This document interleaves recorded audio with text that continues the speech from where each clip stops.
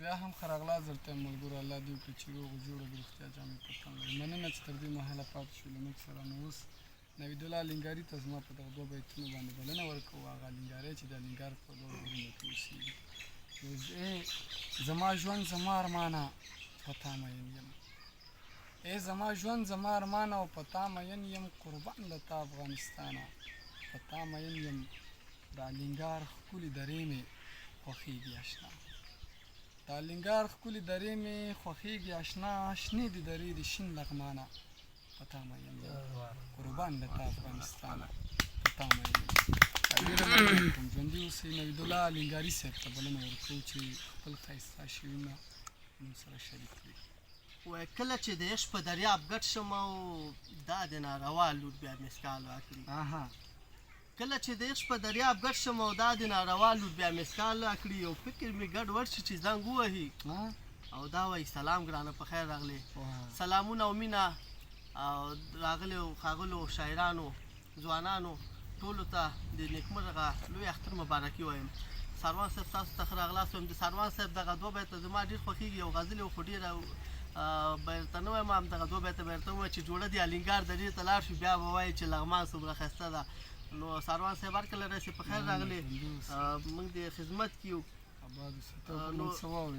راځم غزل ته داسې لږ شوخي پکې داسې دغه طنزیه ده لږ نو چې دا ځوانانو د خوښۍ وړ وګرځي او ټولو مسافرو ځوانانو ته ډمډالۍ وي وایي توره جوړه درته حتمي جوړوم توره جوړه درته حتمي جوړوم یخن به تا ته قاسمي جوړوم او ما شروع کړې خیاطي جانانه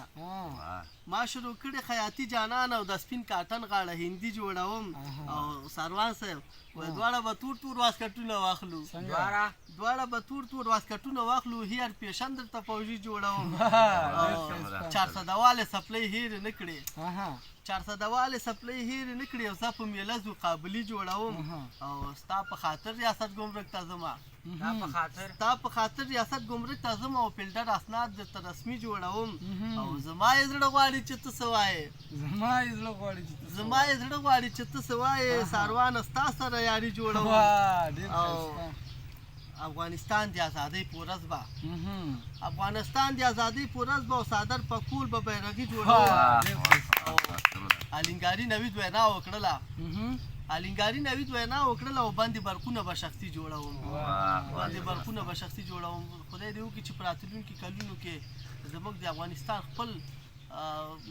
شخصي برقونه جوړ شي باندې برقونه جوړ شي او د بل چا برق ته موږ احتیاج محتاج نه شو نو الله دې دغه ارمانونه زموږ د ټولو افغانانو پوره کړي د ځوانانو غوښتنه ووایه چې یو څو زنځیري ټپې ووایه نو هغه به داسې په ترانم شکل کې درته وایم چې دوی ترې خوند واخلي وایي زما جانانه غنم رنګه ملنګه ګل رنګه پتنګه قلنګ په تا جاري کومه راشه له ما سره ټپه شه خوږه شه پسته شه ویده شه زه د ستا خواله راځمه راشه چې ډرینک کړو یو میرنډا پرنډا ډارنډا رامنډه مني زه به ورکومه زه به د ستا خواله راځمه کمرمه کچومه درځمه تا هېچا ته نه پرېږدمه